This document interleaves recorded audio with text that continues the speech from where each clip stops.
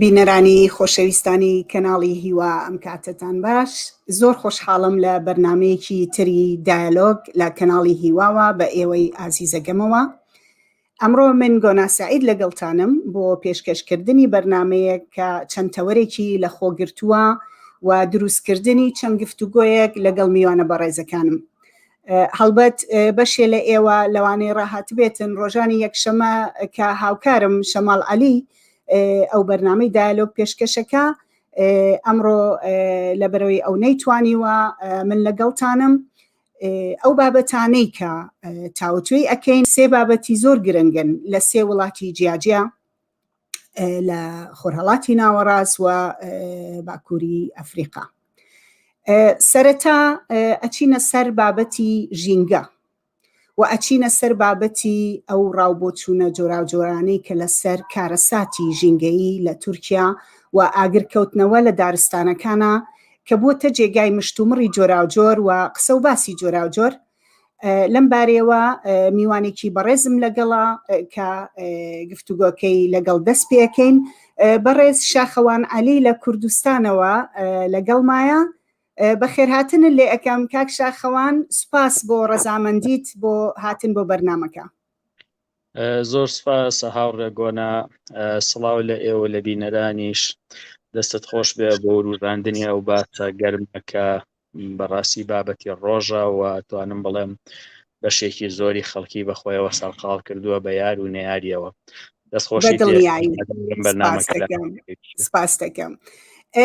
بینەرانی ئازیز، پێش ئەوەی کە بچینە سەر ناوڕۆکی بابەتەکە تکاتان لێ ئەەکەم کە ئەگەر بەرنامەکە لە یوتیوبۆ سیر ناکەن تکایە ئێستا بڕۆن لە یوتیوبۆ سەیریکەن و هەروەها سەبسکرایبی بکەن، شێری بکەن بۆ دۆست و هاوڕێیانتان هەتا بتوانین دەنگ و ڕەنگی ئێمە بگا بە شوێنی جۆراوجۆر و ئەو بەرنامەیە کە بتوانین گفتوگۆکانمان لە ڕێگەی کەناڵە جیاجیەکانەوە بە تایبەت کەناڵی یوتیوبۆ بگات بە هەمولایەک. کاک شاخەوان، ئەو شتە ئاشکرایە کە مەسەلەی ژینگە ئێستا بۆتە مەسەلەیەکی گەورەی جیهانی.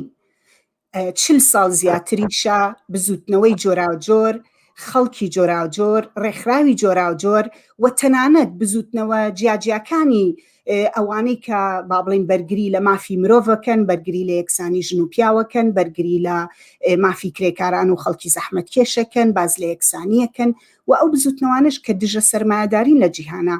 ئێستا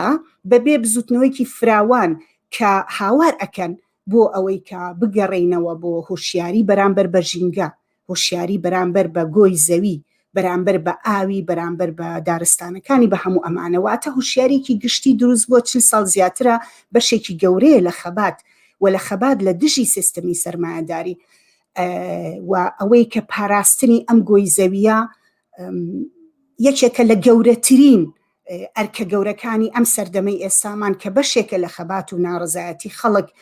کە لە هەموو جێگەیەک دەنگیان هەڵبڕیوە. من پێم خۆش بوو لەم خاڵەوە دەست پێ بکەم پێشەوەی بڕۆین بە تایبەت باز لە تورکیا بکەین. بەڕێی تۆ هوشیاری جیهانی سەبارەت بە ژینگە، ئەو هوشیاری کە پێویستە چییە کە هەبێ، بەچی ئێمە بێ هوشیار بین؟ دەستت خۆش بێ هاوڕێیان، لە حەقیقەتە وشیاری مرۆڤ بەرمەبنای ئەو چوزانم بارودۆخە ئیعلامی و فەرهەنگیەیە کە لە دنیاە هەیە. ئەڵبەت بەشێکی ئەمە لە لای خەڵکانی ئازادی خوازە، بەڵام بیرمان بێت کە ئێپیستمۆلۆژیای ئێمە یاخود هەر سیستمی زانین و وشیاری ئێمە لەبەردەم ڕەحمەتی ئەو هەموو کە قەنەواتە ئیعلامیایە کە بەدەست کاپیتالیزم خۆی وەیەتی. بۆیە لاستەیر نەبێ ئەگەر هەتاوەکو ئێستا وشیاری ژینگەیی ئێمە لەوە تێپەڕی نەکردبێ کە شتێکی قازانجویستانەیە و مامەڵەیەکی نادروستە لەگەڵ ژینگەدا. من لەسەر ئاستی جیهان یاخۆ لەسەر ئاستی دنیا بەڕاستی ئەو حاڵەتە هەست پێ یەکەم کە مرۆڤ هەتاوەکو ئێستا نەیتوانیوە ژینگەکەی خۆی، ژینگە سروشتیەکەی کە خۆی تێیدا ئەژی کە خۆی بەشێکە تێیدا وەکو پێویست مامەڵەی لەگەڵا بکە، یاخۆ زۆر ژیرانە و زۆر میهرەبانانە مامەڵەی لەگەڵدا بکە. و بێشکیش ئەگەر ئەو هەوڵانش هەبن بۆ پاراستنی ژینگە، زۆر بچووکترن لە وێرانکردنەکانی. یعنی وەکو ئەبینین ئەو سیستمە جیهانیە کە هەیە لە لوشدانی ژینگەدایە. ینی من بەڕاستی لەم چەند ساڵی ڕابردوودا جێگەی گومانە ئەو هەموو ئاگرکەوتنەوەیە. یعنی ببینە تەنها لەم ساڵدا لە ئەمریکای باکوور چەند ئاگرێک کەوتوتەوە، لە کەنەدایە سیرەکەی ئاگرێکی زۆر هەبووە، لە رووسایە، لە ئیتالیا، لە فەڕەنسا، لە یۆناان، لە ئەمریکای باشوور و دارستانی ئەمازۆنا سیرەکەی ئیبادەکردنێکی گەورەی ئەو ناوچەیە هەبوو کە دارستانی کەمەرەی پێ ئەوترێ یاخود کە زۆر جار بە سی زەوی ئەچوێنرێ. بە هەر حاڵ لەم حاڵەتەیە من بەڕاستی لە بەرامبەر ئەو وێرانکردنەی ژینگەدا و لەو لای شەوە مەشغوڵکردنی خەڵک بەوەی کە دەبێت پلاستیک کۆ بکاتەوە یا خۆ چوزانم درەختەکە وا لێ بکەوە. ینی ئەو هەوڵانە هەوڵی بچووکن. من زۆرتر وەکو ئەوەی ئەبینم کە سەرقاڵت کا بەم شتە لاوەکیانەوە لە بیرت بچێت کە خراپکردنی ژینگە بە تایبەتی لە سەردەمی پیشەسازیدا، لە سەردەمی دروستبوونی ئەو هەموو کارگە و دووکەڵ و ئەو هەموو گازە زیان بەخشەدا ئەمەندە زۆرە بەڕاستی زۆر زیاترە لەو هەوڵە بچووکانی کە خەڵکانی ژینگە دۆستەیدەن. بەڵێ دەست خۆش بێ بۆ ئەو ڕوونکردنەوەیە. بەڵام کاک شاخەوان ئەو شتە دروستە کە ئەوەی کە بەرپرسی سەرێکیە لە پیسبوونی ژینگە، لە خراپبوونی ژینگە، لە کارە ساتە گەورەکانی کە بەسەر ژینگایەت هەر لەم ساڵە هەر لە لافاوەکانی ئەڵمانیاوە کە ژیانی چەندین کەسی برد، ماڵی هەزارانی وێران کرد، هەتا ئەم ئاگرکەوتنەوەی تورکیا، هەتا ئەو نمونانەی ترکە ئێوە باستان لێ کرد، بەشێکی زۆری پەیوەندی بە سیستەمی ئێستای بەرەمهێنانی بێشومار و چۆنڵی کوشتنی دارستانەکان، پیسکردنی دەریاکان، هەموو ئەم کارە ساتە گەورانەوە هەیە. پرسیارەکەی من ئەوەیە کە بۆچی لە هەرێمی کوردستان لە کاتێکا کە تۆ هەر خۆت ئیشارەت پێە هوشیارێکی فراوانی ئینسان کۆمەلگاکان دروست بووە بە خەتەر بەم مەترسیە گەورەیە لەسەر کۆمەلگای بەشەری لەسەر هەموو وڵاتەکان لە دنیاە، بەڵام هێشتا لە هەرێمی کوردستان لە نێو وڵاتی خۆمانە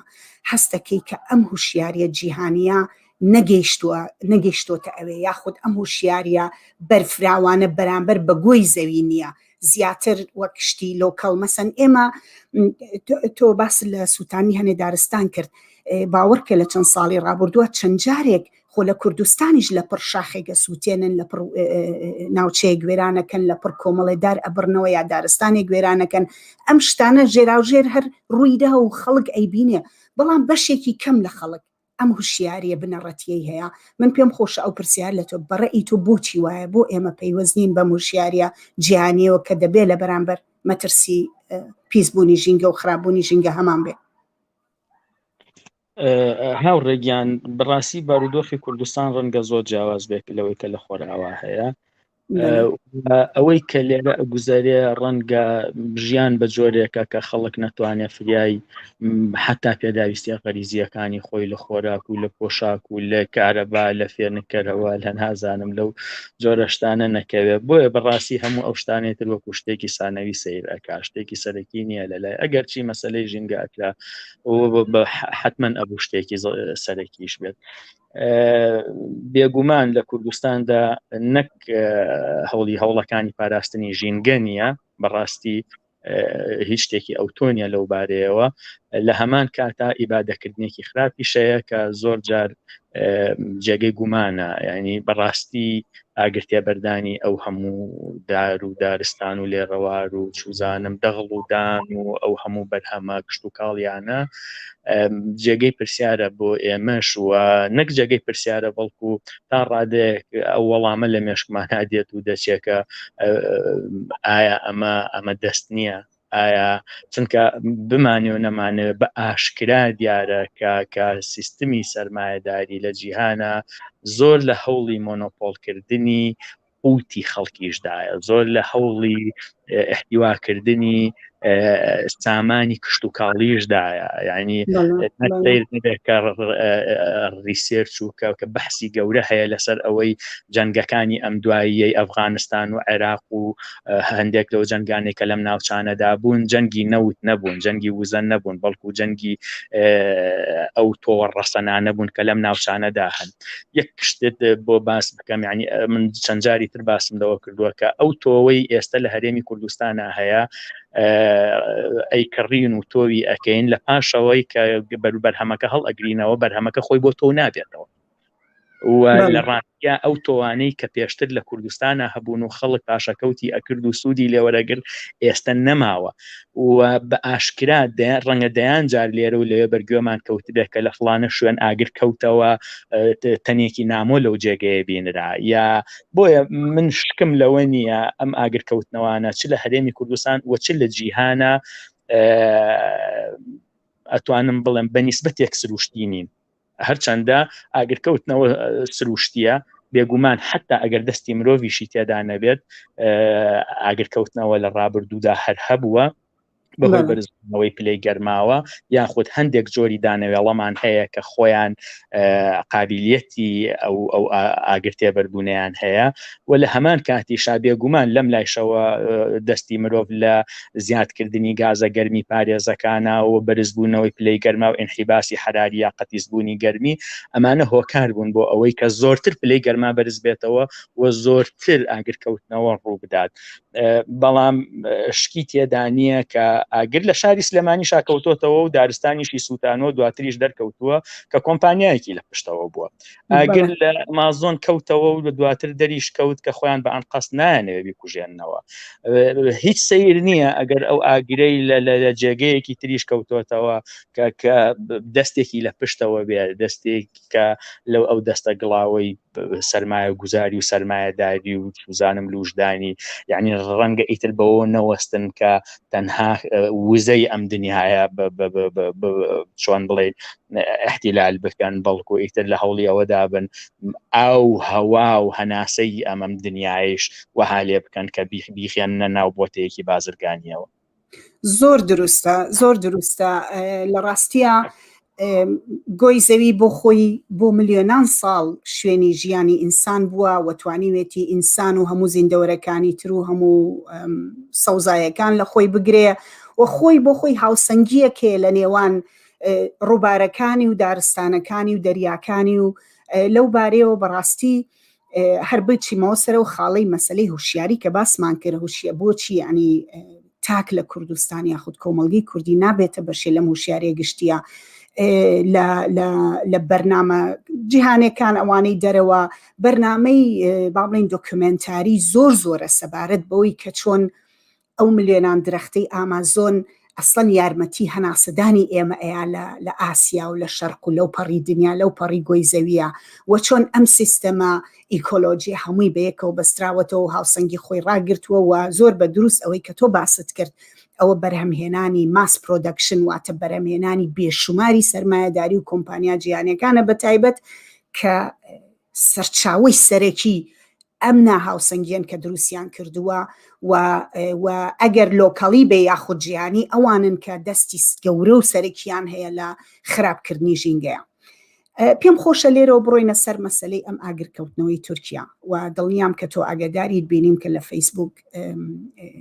شتت نووسیوە لەم بارەیەوە و دەنگی خۆت هەڵبڕیوە. ئەم ئاگرکەوتنەوەی تورکیا بە هەر هۆکارێک بێت ئایا بە هۆکاری دەستی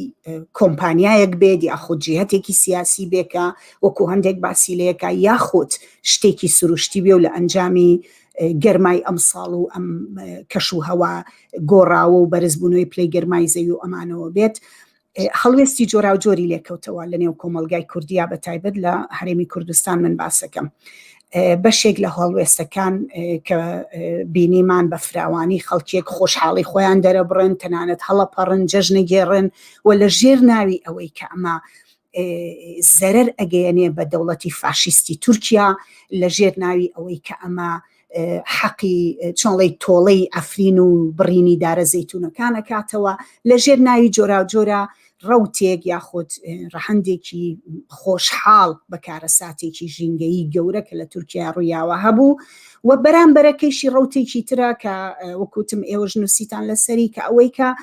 ئەمە بە زەرەر و زیانێکی گەورە بۆ مرۆڤ پێشەمو کەسێ بۆ کۆمەلگای ئێمە تەنانەت کۆمەلگا لە هەرێمی کوردستان و بۆ ناوچەکەدا ئەنێ و زەرەر و زیانێکی گەورە لە ژینگەی ئێمە لە ئەو ملیۆنان زیندەوەرەی کە تیا ئەچن لەو هەزاران لەوانەیە سەدان گوندەی کە ژیان و ماڵوێرانیکی زۆر بۆ خەڵکی کرێکار و زەحمەت کێشوان ناهێنێت. پێم خۆش بوو لەم بارەوە هەندێک لەو دوو وەجهە نەزەرەوە ڕای تۆ ببیستم بە تایبەت کە خۆت یەکێ بووی لەوانەی هەوڵتدا لە بەرامبەر ئەم بۆچوونەی یەکەمە قسە بکەیت. لە ڕاستیە هاوڕێگیان ڕەنگە ئێمە ژینگەی خاک لە وڵاتێکەوە تا وڵاتێکی تر ئەگەر پیسبوونیشی تیادا ڕووبدا کاریگەریەکی ئەوتۆی لەسەر دراوسەکانی نەبێ یاخود پیسبوونی هەندێک لەسەر چاوە ئاویەکان ڕەنگە کەم تا زۆر کاریگەری لەسەر وڵاتانی دراوسێ و لەسەر جیهان نەبێ. بەڵام هەموو گۆی زەوی یەک ئەتمۆسفێری هەیە، هەموو گۆی زەوی یەک بەرگی گازی هەیە. لە حقیقەتە کەوتنەوەی ئاگرێک لە دارستانەکانی ئەمازۆن پیسبوونی ژینگەی هەوایە یاخود پیسبوونی هەوایە کە وەکووتمان ئێمە لە هەر شتێکە جیاواز بین، لە هەر شتێکە توانی بێتمان سنووربەندی بکەین و بە حدودێکی بۆ دابنێن. بەڕاستی لە هەوایە ئێمە نەمانتوانیوە ئەمە بکەین. من ئەمڕۆ نەخشەیەکی ناسان بینی هەر لە ئێستاە لەم لەحظەیە کە ئێمە قسە ئەەکەین کاریگەریەکانی سووتاندنی گەفتەبەربوونی ئەو دارستانانەی تورکیا گەشتۆتە هەرێمی کوردستان و لە هەرێمی کوردستان تێپەڕیوە. یعنی کاریگەریەکانی لەسەر مەسەلەی بەرزبوونەوەی پلەی گەرما، لەسەر مەسەلەی پیسبوونی ژینگەی هەوا، لەسەر ینی نەخشەکە لە ناسا گەل بتوان سەیری بکەن بەڕوونی ئەوە ڕوونەکات کە گەشتۆتە ناوەڕاستی ئەوروپا، کە گەشتۆتە جنوبی ئیتالیا، کە ئەتوانین بڵێن چواردەوری دەریای ناوەڕاستی گرتوۆتەوە. ئەنی ئەمە شتێک نییە پێتوا بێ ئاگرێک لە تورکیا کەوێتەوە ئیتر ئەو با تورکیا بسووتێ. ئەو جاکە بەڕاستی ئەمە تێگەیشتێکی هەڵەیە ئەگەر بێت و ئێمە ژینگەی سروشتی و مرۆیی تورکیا یەکسان بکەینەوە بە سوڵتەی تورکیا. ئێم هەمومان ئەزانین کە دەسەڵاتی تورکیا چ دەسەڵاتێکی فاشیە بە تایبەتی بەرامبەر بە قەزەی ئەو کەمەنەتەوایەتیانی کەتیایەتی بە قەزەی کورد بە هەرێمی کوردستان بە ئەفرین بە هەموو ئەوانە بە هیچ جۆرە ئێمن هەمانێ پاساو بۆ دەڕوندایەتی دەسەڵاتی تورکی بێنینەوە. بەڵام لە بەرامبەر ئەمەیە سنەوبەر گوناحی نییە، باڵندە گوناحی نییە، چوزانم هەوا گوناحی نیە، با بە خەڵک گوناحی نییە. یعنی ماڵی کێکاول بۆ لە تورکیایە گوند نشینەکان گوناحیان چییە لەوەی کە ئەردۆگان وایە، بابەت چەندە من گوناحم هەیە لەوەی کە دەسەڵاتی کوردی ئاوایە ڕەنگە تورکی هەزاران و بە ملیۆنان تورکە بێ کە گوناحی نییە لەوەی کە دەسەڵاتێکی ئیستیبدادی هەیە لە تورکیادا. خاک و ئاو ژینگەی سروشتی و حتا ژینگەی مرۆیی وڵاتی تورکیا بەڕاستی گوناهبار نین و شایەنی لۆمە نین لەسەر ئەوەی کە دەسەڵاتێکی ئاوها ئەمڕۆ لە وڵاتەکان ئایا کە ڕەنگە سبینی ئەو دەسەڵاتە نەمێنێ، کە ڕەنگە لە ڕابردوودا هەبوو بێ، خراپتر بوو بێ، باشتر بوو بێ، هەر چۆنێک بوو بێ. زۆر هەڵەیە کە من بەڕاستی دەیان سەرنجم بینیوە خەڵک پێی خۆشە تورکیا بسووتێ. یعنی لە کاتێکە من بەڕاستی سووتانی ژینگەی سروشتی و پیسبوون و تێکچوونی ژینگەی سروشتی تورکیا بە زیانی گەورە نابینم بۆ دەسەڵاتدارێتی تورکی ببوو لە دەسەڵاتدارێتی تورکیا، چونکە بە دەسەڵاتی تورکی نازانم. تورکیا دەسەڵاتێکەیە من باوەڕم وانە ئەم ئاگرکەوتنەوەیە هیچ لە ژیان و بارودۆخ و ئیمتیازات و موچە و ژیانی ئەردۆگان کەم بکاتەوە، هیچ لەوە ناگۆڕێ. بەڵکو ئەوەی کە لێی قەوماوە ئێستا گوندنشینەکان، ئەوەی کە لێی قەوماوە خەڵکانێکن کە ڕەنگە وەکو بێشکچی بن، کە ڕەنگە کە حوسۆز بێ لەگەڵ قەزەی کووردا، بابەت دەیان کوردە بین، تورکە بینین، عەرەبە بینین، فارسە بینین کە متعەسیب بین بەرامبەر بە قەزەی کورد، بەرامبەر بە مافوقانی کورد. یعنی ئەوەی کە زەرری کردووە لەمەدا بەڕاستی خەڵکی هەژارە، خەڵکی ڕەش و ڕووتە، ئەوە دڵنیایشم دەسەڵاتداران هیچ زەرێکی ئەوتۆ لەمەدا. هەر ئەو بەشە لە جیهانە کاک شاخەوان ئەوەی کە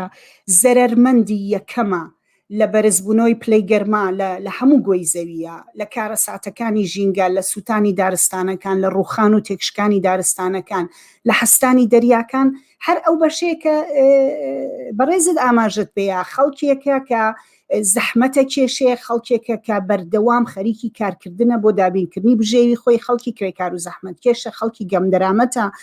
زۆر کەمتر نە کۆمپانیا جیهانیەکان، نە دەسەڵاتە سیاسیەکان، نە دەسەڵاتی فاشیستی تورکیا ئەوانە نین کە زەرمەندی یەکەم بن. واتە ئەم بۆچوونە بە شێوەیەکی سیر سادەگەریەکی، یعنی سادەگەریەکی زیان لە حەدا. مەسەن هەندێک کەس کە ئەڵێ ئەمە بۆچوونێکی فاشیستانەیە، ڕایسیستانەیە لە بەرامبەر تورکیا، هەموو ئەمانە بەڵام بەشێکی زۆریشی سادەگەریەکی زیان لە حەدە کە تۆ پێ دوا بێ سووتانی هەزاران کیلۆمەتر دارستان لە تورکیایە و سوودانی سەدان لادێ و تێکچوونی هەزاران شوێنی کار و ژیانی خەڵک ئەبێتە زەرێک بۆ دەوڵەتێکی فاشیستی وەک تورکیا. یعنی ئەم سادەگەریە بە بڕوای من بیانۆکە بەشێکی ئەوەیە کە ئەگەڕێتەوە سەر ڕێچکەی ناسیۆنالیزم یاخود سەر ڕێچکەی فاشیزم لە بەرامبەر ژینگەیە لە بەرامبەرەوە خەڵکەیە. بەڵام بەشێکی هەرەوەی لە سەرەتاوە باسمان کرد کە ئێمە لە هەرێمی کوردستان بەتایبەت هوشیاریەکی جیهانی، حساسیەتێک، جۆرێک لە بە ئاگابوون بەرامبەر بەم کارە ساتە ژینگەیانە کە ئەمە شتێکی جیهانیە، شتێکە پەیوەستە بە هەموو کەسێکەوە و هەموو جێگایەکەوە، ئەمە زۆر زۆر کەمە. بەڵام حتمما بەشێکشی ئەڕژێتەوە نێو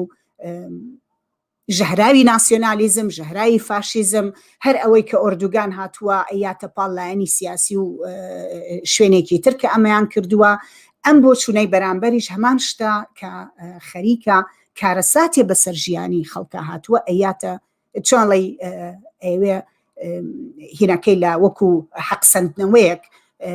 لە ڕژێمی فاشیستی تورکیا بیکە. ئەگەر لەو بارەوە بە بڕوایتەوە هەڵوێستی دروست، وەکو آخر پرسیارم لەم بەشەیە لە تۆ لە بەڕێزت، هەڵوێستی دروست چییە لە بەرامبەر ئەم کارەساتە ژینگەیە کە لە تورکیا ڕوویاوە؟ لە حقیقەتا هاوڕێگیان ئەو ڕق و ئەو سوزانم بۆغزەی کە لە لای خەڵکی کورد هەیە دەرهەق بە دەسەڵاتی تورکی ئەتوانین بڵێن لە جێگەی خۆشی. بەڕاستی دەسەڵاتی تورکیا بەرامبەر بە کوردی کردووە چ لە باکووری کوردستان و چ لە هەرێمی کوردستان و چ لە خۆرئاوای کوردستان، یعنی بەڕاستی کەم نەبووە. بۆیە یاخۆ دژایەتیکردنی سڵتەویەت یاخۆ سڵتەی تورکیا یعنی چۆن بڵێن هێشتاکەوەی کە بەرامبەری لە جێی خۆیەتی و ڕەوایەتیەکی زۆر. بەڵام ڕاستی ئەگەر ئەمە سەر بکێشێ بۆ ئەوەی کە خەڵکی دیان وابێ ئەوەی کە دەسەڵاتی ئەردۆگان کوردێکە ئەوە هەموو تورکیەکەی گەورەیە، یاخود ئەوە سنەوبەر و دار و درەخت و باڵندەکان و خشۆکەکانیش لێ بەرپرسن و پێویستە ئەوانی سزا وەربگرن. بەڕاستی ئەمە هەڵەیەکی گەورەیە. من بەدروستترین ڕێگا ئەوەیە کە چۆن ئەو خەڵکەی کە کێشەیان لەگەڵ سڵتەی تورکیا هەیە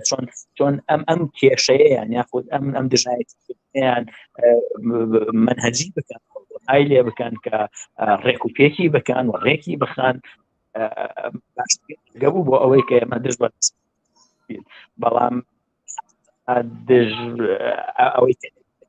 ئەیبینین بە تایبەتی لە لای کۆمەڵی خەڵکی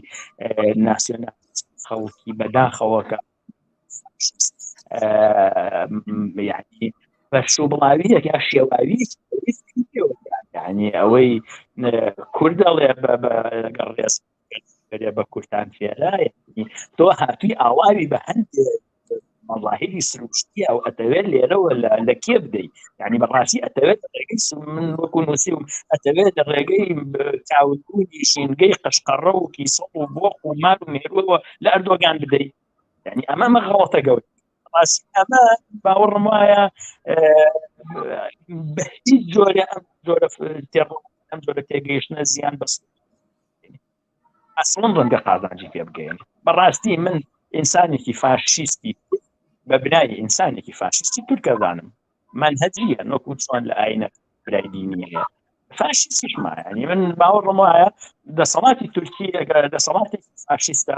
ئەوەندەی سوود لە فاشیستەکانی ناو نارەکانی ببینێ ئەوەندە سوود لەوانە نابینێت عاقڵانەکە و کە دەتوانن بیکەنەوە. بۆیە بەڕاستی من ڕق لە دەسەڵاتی تورکی لە جێگەی خۆیان فعلا دەسەڵاتی تورکی زۆری کردووە بە دەسەڵاتی تورکیا زۆری کردووە بە خەڵکی کورد بەڵام بۆ خۆمان کورد ئەتوانم بڵم گەورەترین قوربانی دەستی فاشیستمە. خێرە تۆ خۆت هەمان طریقە بەکارهێنیتەوە بۆ دەکەت. ئەمە هەڵەکە لێرەدایە چۆن ئێمە بتوانین بین نەک فاشیست.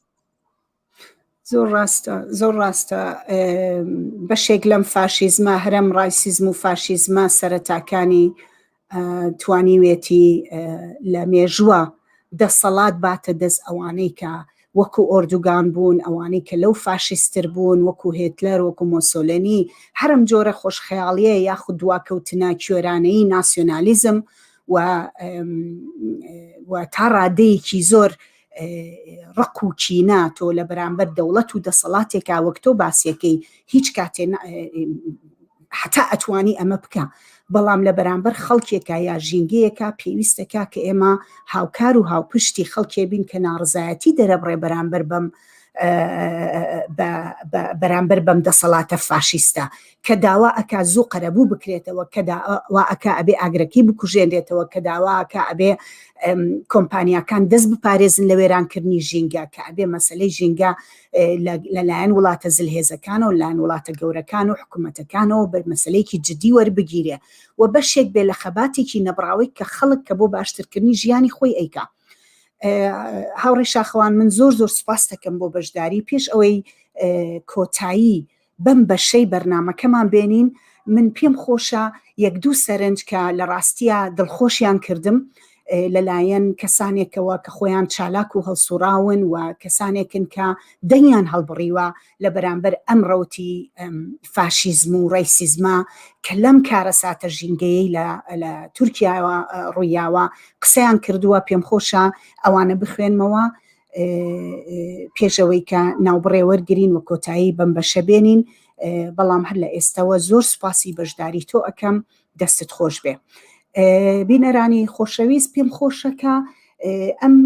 بەشێکی زۆر کورت لە چەند نووسینێک ئەخوێنمەوە کە لە فەیسبوکەوە ئەم هاوڕێیانە ئەم بەڕێزانە بڵاویان کردوتەوە و پێم وابوو بۆ پشتیوانی لە بۆچوونەکانیان بۆ پشتیوانی لەو جیهەتەی کە پێویستەکە خەبات لە پێناو ژینگەیە بە خەبات وەکو بەشێک لە خەباتی خەڵکی کرێکار و زەحمەتکێش وەکو بەشێک لە خەبات لە دژی بەرەمهێنانی بێشماری سەرمایەداری و کۆمپانیا جیهانیەکان ببینێ پێم خۆش بوو ئەم چەند تێکستە بخوێنمەوە.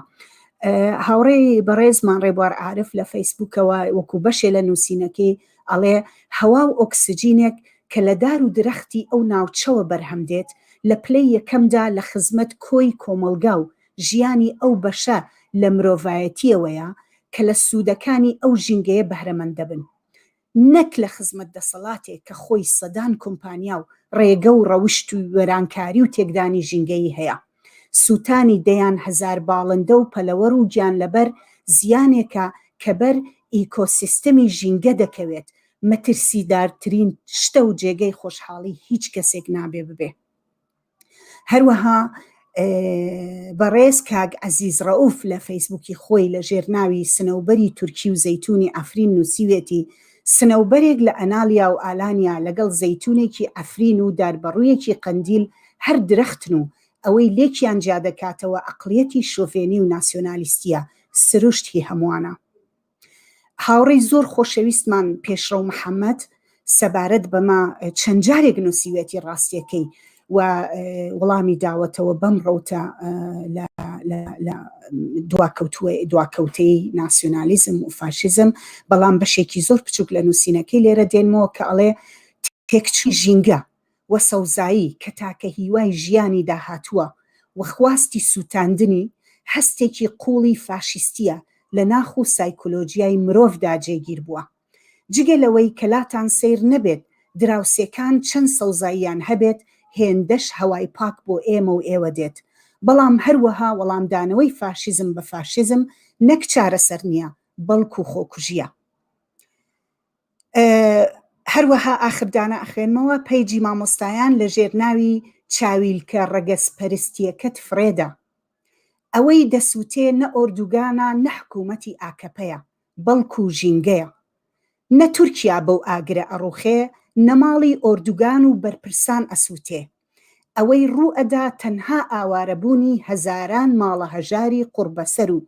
سووتانی ملیێنان گیانەوەر و باڵندە و حەشەراتی بێگوناحە، پیسبوون و خراپبوونی ژینگەی ناوچەکەیە و زیانێکی گەورەیە لە ژینگەی هەموو سەرزەوی دەکەوێ.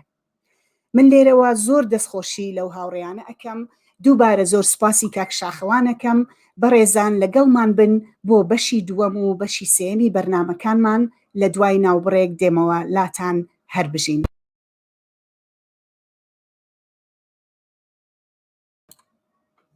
سڵاوتان لێبێ دووبارە ئازیزان، هاتمەوەلاتان بۆ بەشی دووەمی بەرنامەی دایالۆگ لە کەناڵی هیوا. من گۆنا سعید لەگەڵتانم. پێشەوەی بڕۆمە سەر بەشی دووەم دووبارەیەکەمەوە لێتان تکا ئەەکەم کە هەوڵ بن لە لینکی کەناڵی یوتیوبەوە سەیری بەرنامەکان بکەن، سەبسکرایبی بکەن و شێری بکەن بۆ دۆست و ئاشنایانتان هەتا بگات بە خەڵکێکی زیاتر. ئازیزان، بڕگەی دووەمی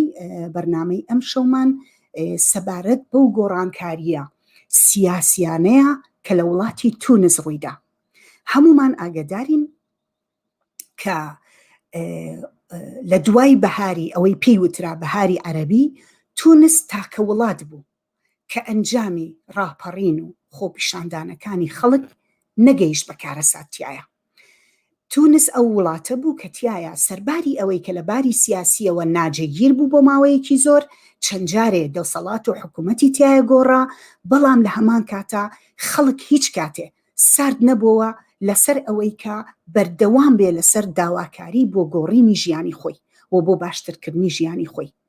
چەند جارێک دەوڵەت و دەسەڵاتیان خستەوە لە 2011 هەتا ئێستا، ناچاریان کردن بە واسێنان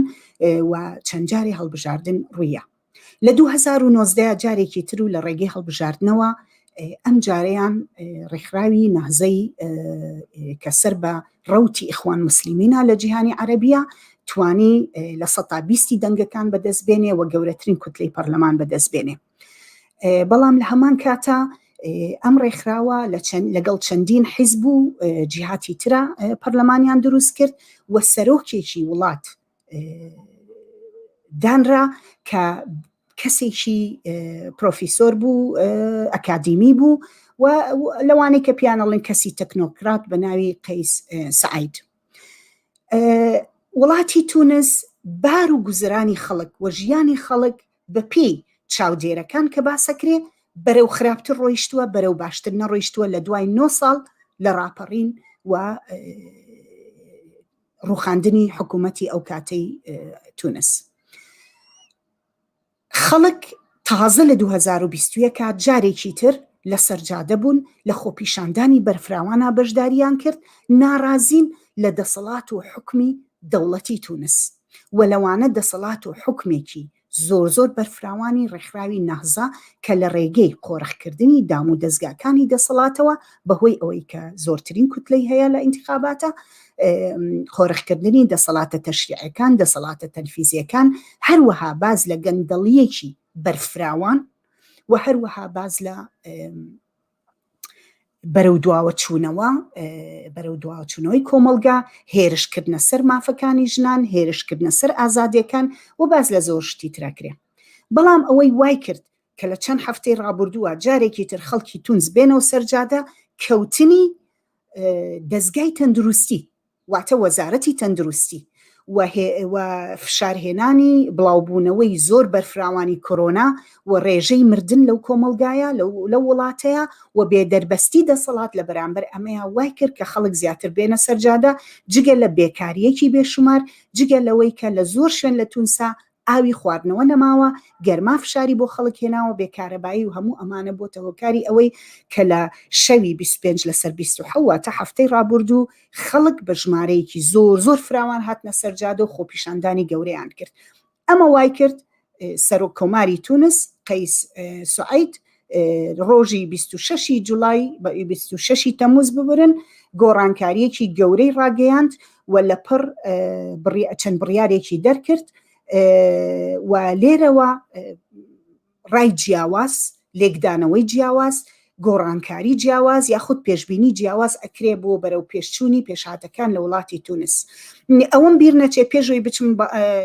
بە خێراتنی میوانەکەم بکەم، ئەوەم بیر نەچێت کە تونس یەکێکە لە وڵاتانەی بە باشترین لە چاو وڵاتە عەرەبیەکان لە چاو بابڵین ناوچەی خۆرهەڵاتی ناوەڕاست بە یەکێ لە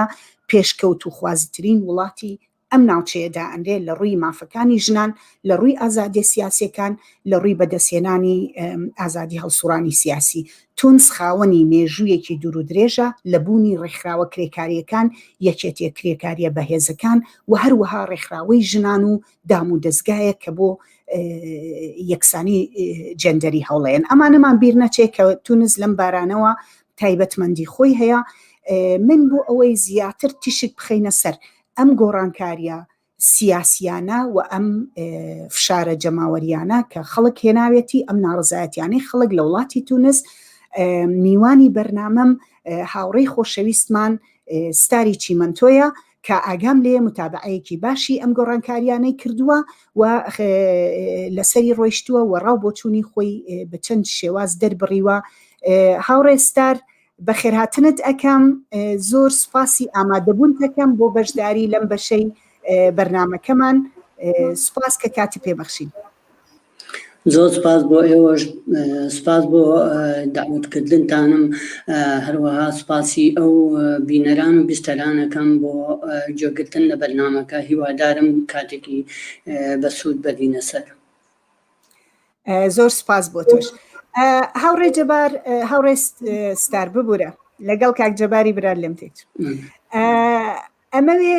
لەسەر مەسەلەی تونس حتمما تۆ باش متابعی گۆڕانکاریەکانت کردووە، ئاگداری ئەوەی کە لە 26 تەموزە سەرۆک کۆماری تونس قەیس سەعید بڕیارێکی دەرکرد کە وتی من بەندی 80 لە دەستوری نووسراوەی تونس بەکارهێنم. سەرۆک وەزیران هوشام مەشیشی کە سەر بە ڕەوتی نەهزەیە، سەر بە حیزبی نەهزەیە و ڕەوتی ئیخوان مسلیمینە، لابرد لەسەر حکم لەگەڵیا وەزیری بەرگری، وەزیری داد و پێم وایە لە ڕۆژانی دواییە چەند کەسێکی تری لابردووە و بە جۆرێک دەسەڵاتێکی ڕەهای هێناوەتە ژێر دەستی خۆیەوە لە ژێر ناوی ئەوەی کە ئەو وەڵامەداتەوە بە ناڕزایەتیەکانی خەڵک و لە ژێر ناوی ئەوەی کە ڕەوتی سەر بە ئیخوان با بڵین حیزبی نەهزە ڕەوتی کەس ڕەوتێکی ئیخوانیە زەرەر و زیانێکی زۆری لە کۆمەلگای تونسی و لە دەسەڵاتی تونسداوە. پێم خۆشە بەم پێشەکیەوە ڕای تۆ بزانم لەم هەنگاوانەی کە سەرۆک کۆمار ناوێتی و تۆ چۆن ئەمە ئەبینی، لە ئەنجامی چیەوە ئەم دەستی بردووە بۆ لەم شێوازە لە بەکارهێنانی دەسەڵاتی خۆی لە تونسە. سەرەتا زۆر سپاسی ئێوەکەم کە پێشەکیەکی تا ڕادەیەک باشتان بەیان کرد. من ئەوەندەی کە متابعەم کردبێ و بە دوایە چوو بێتم ئەزانم کە مێژووی بزرتنەوەی کرێکاری، مێژووی پێشکەوتن خوازی لە وڵاتی تونس کە یەکێکە لە وڵاتە حەساسە سنووریەکانی سەرووی ئەفریقیا،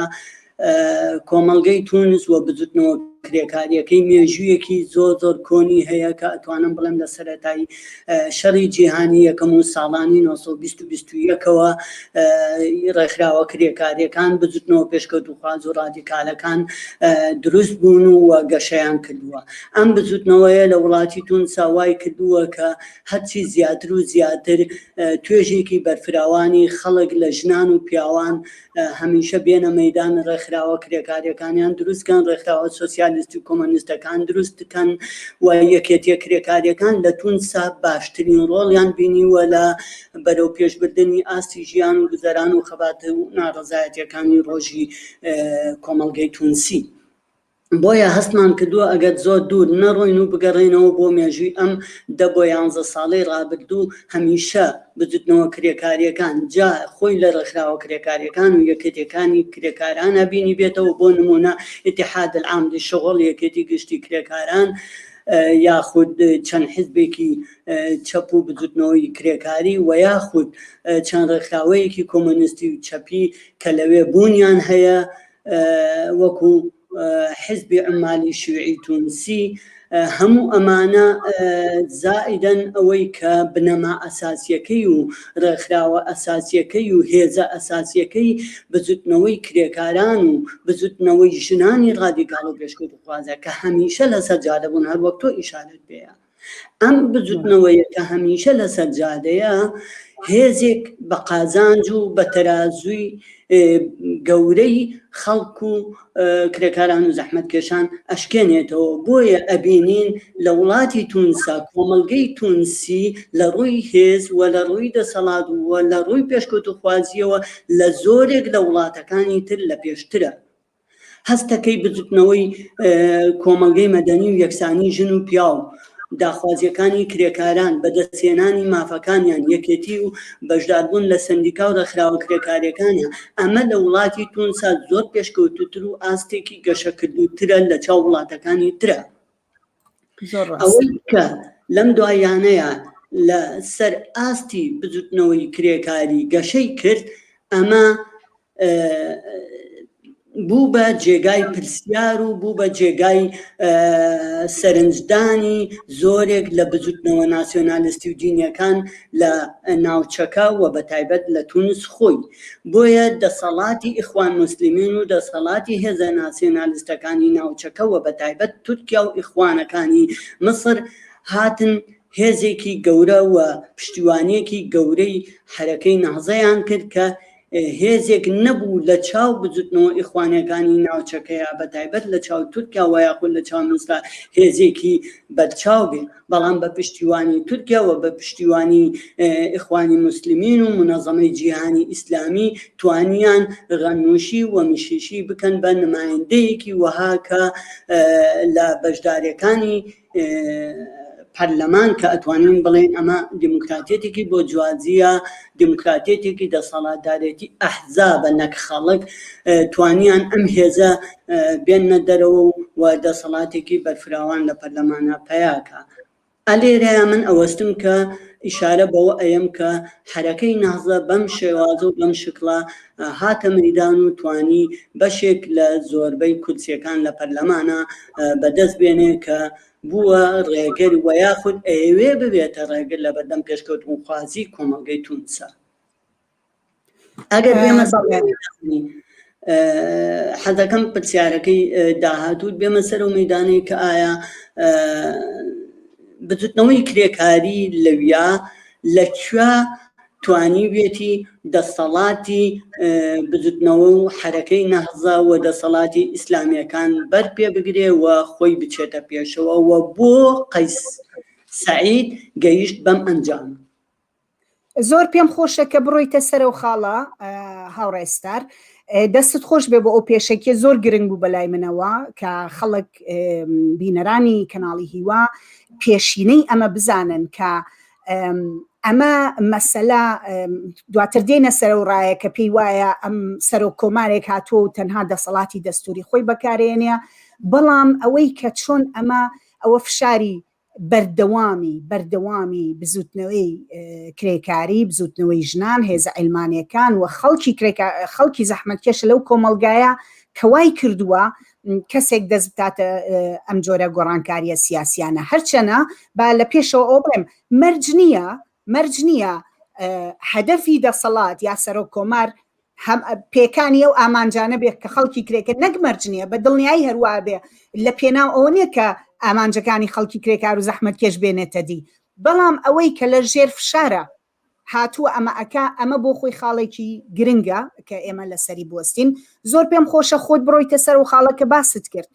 بۆچی ئەم هەنگاوانەی نا لەژێر چ فشارێک ئەم هەنگاوانەی نا فەرموو. من حەزەکەم بە بەڵگەوە هەندێشت باسکەم. هاوڕێی ئازیزم زایری عەبەرەش کە شانۆکارێکی زۆر سەرکەوتووە چەند ساڵێک پێش ئێستا سەردانی وڵاتی تونسی کرد و راپۆرتێکی زۆر درێژی لەسەر مەدەنیەتی کۆمەڵگەی تونس و پێشکەوتوخوازی لە تونسەوە بە تایبەت ڕۆڵی ژنان لەو مەیدانە کرد چەند ساڵێ پێش ئێستا. ئەم بوارانە لە کۆمەڵگەی تونسە ئەبێ بە چاوی خۆمان ببینین و بزانین کۆمەڵگەی تونس لە چه ئاستێکایە. ئاستی هوشیاری ژنان و خواستەکانی ژنان و پێشکەوتووی ژنان ئایا بەرهەمی ئەوە ئەحزابە بەناو مەدەنیەکان و سکۆلارستەکانن یاخود بەرهەمی سەجادەیە. ژنان و پیاوان خەڵکی کرێکار و زەحمەتکێشی تونس هەرگیز ئەوەی قبوڵ نەکردووە کە سەرکوت بکرێت لەلایەن حیزبێکەوە، هەرگیز ئەوەی قبوڵ نەکردووە کە وڵات ئیسلامیزە بکرێت، هەرگیز ئەوەی قبوڵ نەکردووە کە وڵات ئازادیەکان و ڕۆژنامەگەری ئازادی ڕۆژنامەگەری سەرکوت بکرێت و پێشێل بکرێت، شانۆکانیان پێدا بخرێت، سینەماکانیان پێدا بخرێت. هەمیشە لە مەیدانە بووە، هەمیشە چالاکی گەنجان و لاوانی شانۆکار، هەمیشە بەشداری گەنجان و لاوانی ژنان بۆ ئازادیەکان خۆیان بۆ ئازادی بیرورا بۆ ئازادی ڕێکخراو بوون بۆ ئازادی ڕێکخراوەکانی ژنان هەمیشە لە مەیدانە بووە. ئەوە سەلوا و ئەوە عەبیر موسا نین کە بتوانێت نمایندەی ئازادیەکانی ژنان بکە. ئەوە هێزی خەڵکە کە عەبیر موسای سەر بە حیزبێکی دەستوری کە سەر بە حیزبەکەی زەین العابدین بوو و حتا زەین العابدین لە ناوچوو عەبیر موسا خۆی مدافعی سەرسەختی زەین العابدین بوو. ملیۆنان خەڵک لەسەر جادە بوون بۆ لابردنی زەین العابدین، عەبیر موسا خەریک بوو دیفاعی لە زەین العابدینە کرد. نەخێر، ئەوە ڕێکخراوەکانی ژنان، هێزی ژنان ئازادی خوازی لە کۆمەلگە و لە جادەی تونسا بوو توانی وا لە هێزە بەناو سکۆلاریست و مەدەنیەکان بکە بڵێ ئێمە مدافعی سەرسەختی ژنان و ئازادی و یەکسانی هەمەلایەنی ژنانین. ئەجینا عەبیر موسا خۆی بە ئاشکرا هاوارەکە ئەڵێ من لەگەڵ ئیعدامم. لە کاتێکە تەواوی خەڵکی تونس هاتنە سەر جادە لە سەردەمی ئەلباجی قاید سەبسیە بە بۆنەی ئەوەی کە دەستوری یەکێ لە خاڵەکانی دەستوری بۆ یەکسانی هەمەلایەنی ژن و پیاوە بۆ لابردنی ئیعدام و بۆ دیفاع لە ئازادی هۆمۆسێکسوێلەکان، لە ئازادی هاوڕەگەزخوازەکان دەرکرد و خەڵکی ڕژانە سەر جادە بۆ خۆشەویستی و بۆ دیفاعکردن لەو بڕیارانە کە لەو سەردەمەدادرا. ئێستا عەبیر موسا دێ بە ناوی دیفاع لە ژنانەوە کە خۆی مدافعی سەرسەختی ئیعدامە داوای زیندانیکردنی هەموو هاوڕەگەزخوازەکانەکە لە ژێر ناوی ئەوەی کە خەریکە کۆمەڵگەی تونسی و خێزانی تونسی ئەشێوێنێ. ئیتر عەبیر موسا جێگەیەکی نابێتەوە لە بجووتنەوەی یەکسانی خوازی ژنانە و هیچ لە ناو بجووتنەوەیەکی مارکسیستی و چەپا جێگەی نابێتەوە، حیزبەکەی ئەوی جێگەی نابێتەوە. بۆیە ئەمەیە بنەما ئەساسیەکانی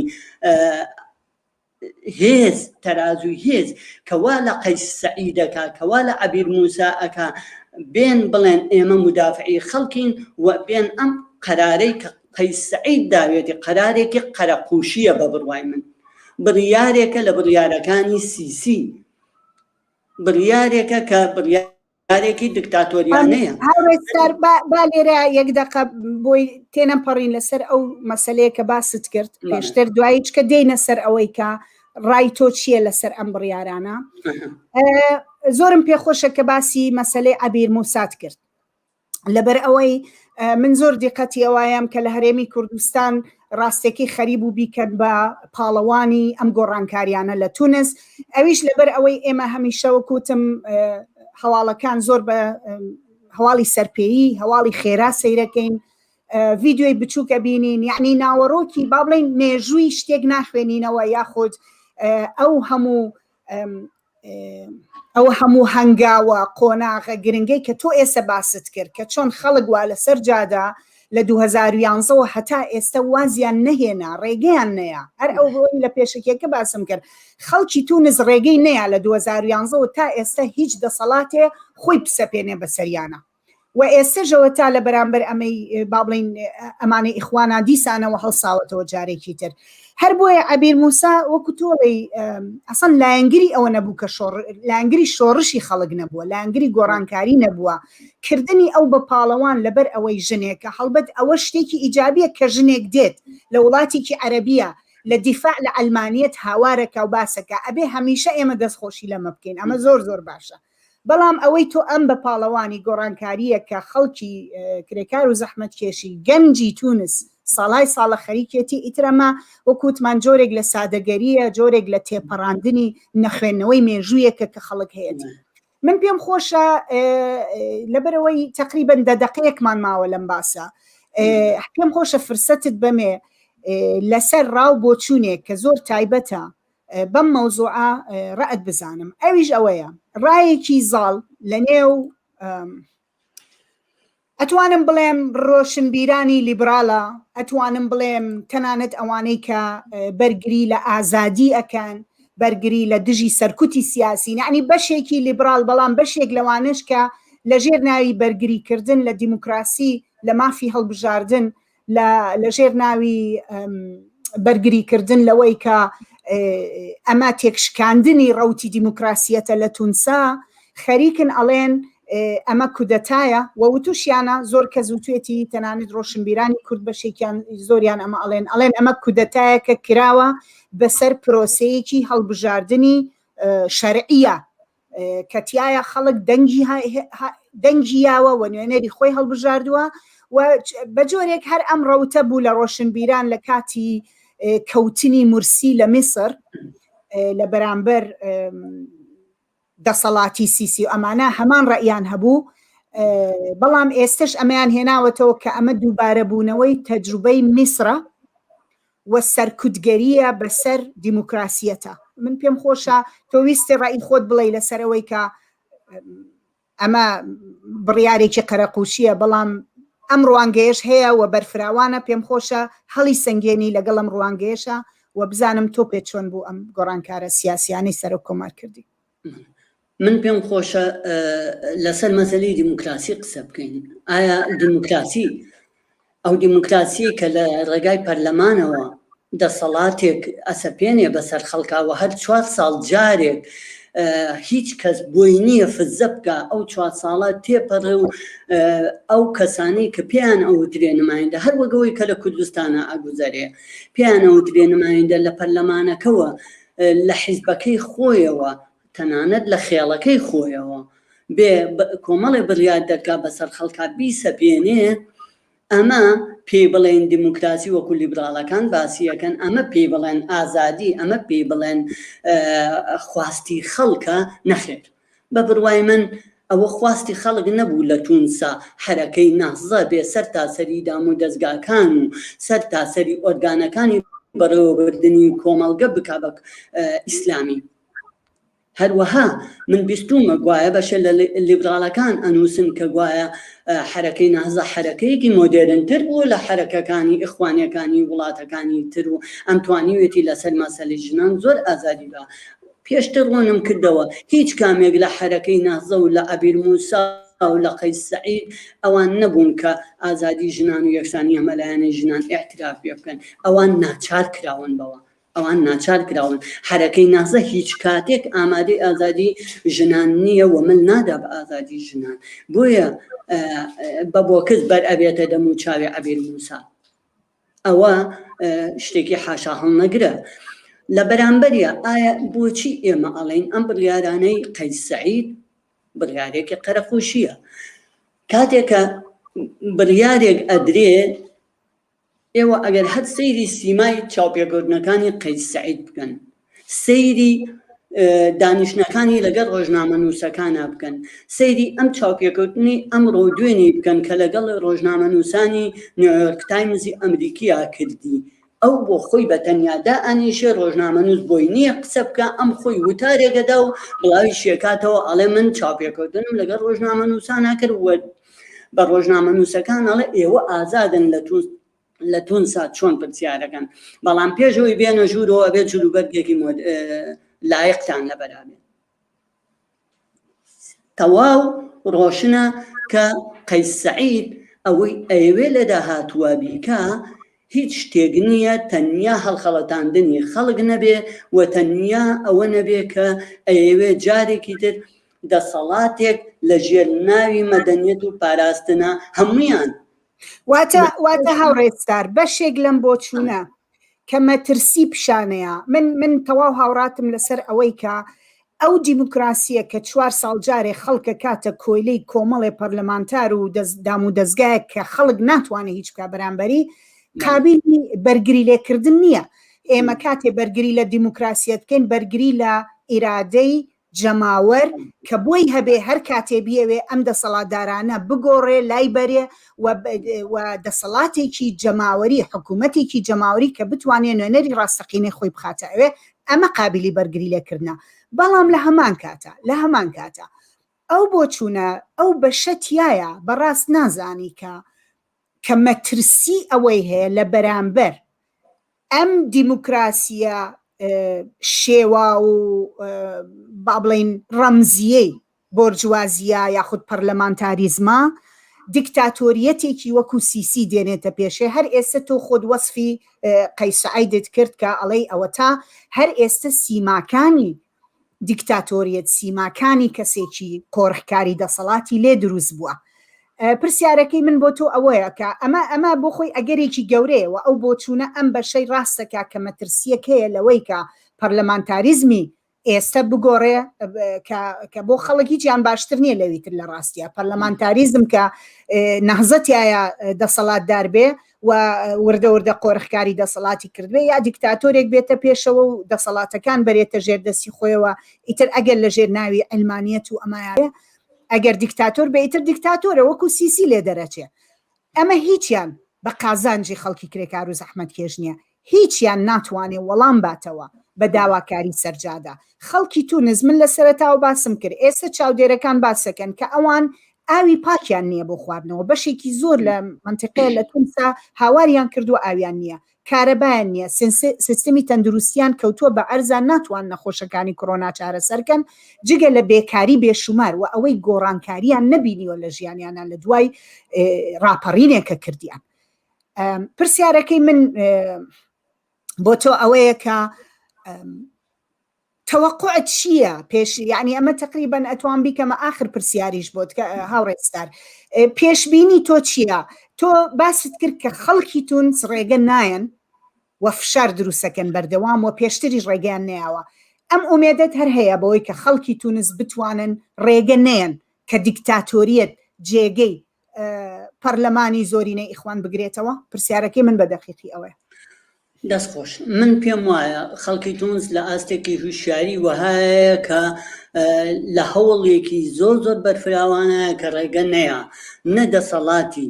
نەهزە حرەکەی نەهزە بتوانێت ئیسلامیزەی بکە و نەدەسەڵاتی تاکڕەوی قەیس سەعید بتوانێت کۆنتترۆلی بکە و وڵات بکاتە وڵاتێکی دیکتاتۆری تاکڕەوی. بۆیە ناتوانین بڵین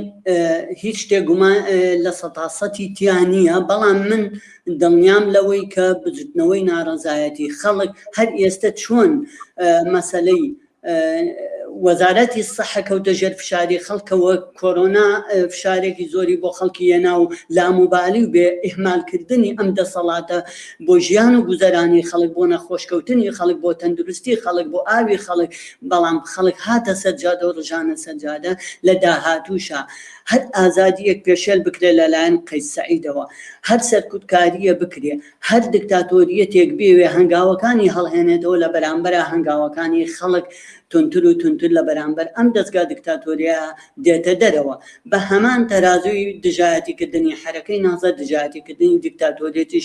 دێتە مەیدان، بەڵام ئەوە لە گرەوی بەرەو پێشوونی هێزی پێشکەوتو خواز و چەپ و ڕادیکاڵ و کرێکاران و پێش هەمویانەوە ڕێکخراوە کرێکاریەکان ڕێکخراوە جەماوەریەکان و بجوتنەوەی ژنان تا چەندە ئەتوانن یەکگرتوانەتر لە مەیدانا بن و هەڵ نەخەڵەتێن بە هەموو ئەو بنەما بە هەموو ئەو ئیدعا بێ بنەمایانەی کە عەبێد موساکان و سەلواکان و ئەمانەی پێشوو و ئەمانەی داهاتوشکاییکەن. بۆیە من هیواخوازم بەوەی کە لە داهاتووە بجوتنەوەیکی ڕادیکالتر و پێشکەوتوتت بەر بە هەموو ئەم دیکتاتۆریەتانە بگرێکە لە تونسا ئەیانەوێ قۆرخی دەسەڵات لە کۆمەڵگەی تونسیا بکەن. هاوڕێستار زۆر سپاس دەکەم بۆ بەشداری دەستی خۆش بێ ئەبێ بە مەجبوری بینە کۆتایی بەشی دووەمی بەرنامەکەمان هەتا بتوانین بابەتی سێهەممان دەست پێ بکەین لە دوای ناوکێشێ من دووبارە سپاس دەکەم بۆ ئامادەبوونت. ئازیزان و خۆشەویستان لەگەڵمان بن بۆ بەشی کۆتایی و سێهەمی بەرنامەی ئەمڕۆ لە دوای ناوکێشێکی زۆر کورت دێنەوەلاتان. سڵاوتان لێبێ دووبارە. ئازیزان وەکو ئاگادارن کە لە زۆرێک لە شارەکانی ئێران خۆپیشاندانی بەرفراوان ماوەی چەند هەفتەیەکە دەستی پێ کردووە بە تایبەت لە شاری خۆزستان بگورە لە پارێزگاکانی خۆزستان و لۆرستان. هەڵبەت لە سەرەتاوە ئەم خۆپیشاندانە لە بەرامبەر بەردەوامبوونی کەمی ئاو وە کوژانەوەی کارەبا لە بەشێکی زۆر لە ناوچەکانی ئێران دەستی پێ کرد. بەڵام زۆر بە خێرایی تەشەنەی کرد، چەندین شاری تری گرتەوە، تاران و چەنەها شاری تری گرتەوە و بەردەوام بوو و کارگەیشت بەوەی کە هەمیشە خۆپیشاندانەکانی ئێران پێی ئەگا کە ئەویش بڕوخێ جمهوری ئیسلامی ئێران، کارگەیشت بەم شیعارە. ئێستا لە دوای چەند هەفتەیەک لەمە پێشهاتی تر هاتوۆتە پێشەوە، خۆپیشاندانەکان ئایا بەردەوامە، هاوپشتی نێونەتەوەی، هاوپشتی خەڵکی تر لە دەرەوە بۆ خەڵکی کرێکار و زەحمەتکێش لەم شارانە چۆنە، و هەروەها سەبارەت بە راپۆرتێک کە ڕێکخراوی چاودێری مافی مرۆڤ بڵاوی کردوێتەوە. پێم خۆش بوو بۆ بەشی سێمی ئەم بەرنامەیە هاوڕێی ئازیزم سعید ئارمان بان بکەم کە هەم خۆی بە بەردەوامی بە دوواداچوونی بۆ مەسەلەی خۆپیشاندانەکان کردووە و یەکێکە لەو چالاکانەی کە ڕۆژانە لە مەیدانایە بۆ کۆکردنەوەی هاوپشتی نێونەتەوەیی و هاوپشتی لەم جوڵانەوە بەرفراوانە کە لە شارەکانی ئێران دەستی پێ کردووە. هاوڕێ سعید بە خێراتنت لێ ئەەکەم، زۆر سپاس بۆ ئامادەبوونت بۆ بەرنامەی ئەمڕۆ لە کەناڵی هیوا. میسلام هەیە بۆ تۆ هەروەها بۆ بینەرانی کەناڵی هیوا و سپاس دەکەم بۆی کە منت بانگهێش کرد بۆ ئەم باسە گرنگە. بەدڵنیایی سەرەتا هاوڕێ سعید پێم خۆشە بۆ بینەرانی کەناڵی هیوا و بۆ ئێمەی باس بکەیت کە خۆپیشاندانەکان تەشەنەی کرد، فراوان بۆوە، زۆرێک لە شارەکانی گرتەوە. وەکو تێڕوانینێکی گشتیمان بۆ بە لەسەری کە چی ڕوویدا بەرەوکۆ چووە ئێستا لەم ڕۆژانە لە چه حاڵەتێکایە؟ فەرموو. سەرجەم لە درێژایی 42 ساڵە من نامێ ئەمێ بە کورتی بڵم کە ڕژێمی کۆماری ئیسلامی ڕژێمێکی دزیە و بکوژ نێرانی سیاسی خۆی قەتڵعام کردووە و فەقیر و هەژارێکی زۆری بە خەڵک داسەپاندووە و هەروەها ئەم کوشتار و جەوی خەفەقانە لەواقع بۆتە هۆی ئەوەی کە خەڵک لە بوارەیەک بێدەنگ بن لە هەندێک مەجاالە. بەڵام ئیتر لە چەند ساڵی ڕابردووە 4 ساڵەوە پێش لە تیرمانگی پێڵەن بە هێن بزەبت نازانم لە دیسامبر بوو، لە دیسامبری 4 ساڵەوە پێش بە کۆمەڵێکی زۆر هاتنە مەیدانەوەی کە لە عێراقا پێڵەن تەقیەوە زۆر کە زۆربەی گەنج بوون، بێکار بوون، دش بە جمهوری ئیسلامی ڕاپەڕین و یعنی هێزێکی جەماوەری زۆر گرنگ کە لە واقع مەترسێکی گەورەی دروست کرد بۆ کۆماری ئیسلامی. دوای ئەوە 2 ساڵ دوای ئەوە دووبارە دەستی پێکردەوە لە ئەبەدا لە مانگی ئابانە، واتە مانگی ڕابردوو کە 2 ساڵەوە پێش بە 1500 نەفەر خەڵکی بەر مسەرسەلدا بە دەستڕێژ کوشتنی خەڵکێکی زۆری خستە ناو هۆراوەکان و یا ناو ئاوەکانەوە و مەترسێکی زۆری ڕێخست. خلاصە ئەوەی کە ئێستا ئێمە شاهدین ڕوتێکە کە لە 4 ساڵەوە پێش لە ئاستێکی زۆر جەماوەری وەسیعە بەربڵاوە لە شارەکانی ئێرانە وجودی هەیە. دیارە لە تووری ئەم چەند ساڵەیە مانگرتنی کرێکاران بە تایبەتی مانگرتنی کرێکارانی حەتەپا، مانگرتنی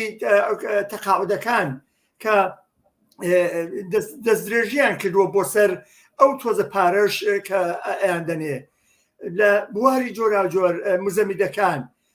مامۆستایان، هەموو ئەوانە لە شوێنی کار و ژیانی خۆیانە دەستیان کرۆ بە ناڕزایەتی و کەسە ڕئیسیەکانیان لە سجن ئاخنیون. بەڵام ئەم جارە دیارە بەهانە ئەو بوو، بەهانە کە لە 5 ڕووباری هەرە گەورەی لێ لە خوزستانە ڕژێمی ئیسلامی دەیان ساڵە دەستدرێژیەکی زۆر بەربڵاوی کردوتە سەر ئەو ئێکۆسیستمەی کە مەوجودە لە منتەقەی خوزستان بە تایبەتی وە لە گشت ئێران بۆ بەرژەوەندیەکانی خۆی، بۆ بەرژەوەندی مقاولەکانی سپای پاسداران کە ئەمانە هەر لە خزم و کەسوکاری خۆیانن، بۆ نیروگا ئەتۆمیەکانیان یان نیروگا نەوەویەکانیان کە بۆتە باعەسیەوەی کە یەک ڕووبار جاری وایە خۆی وشک بکەن بۆ ئەوەی کە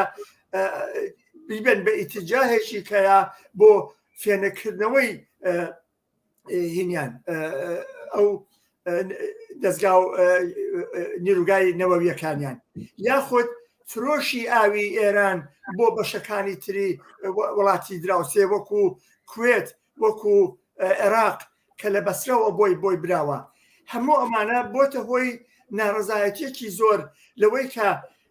ئەمانە لەوانەیە کە بڵێم جیاواز لەوەی چەسانەوەیەکی بەربڵاو وجودی هەیە، وەحشی گەریەکی بەربڵاو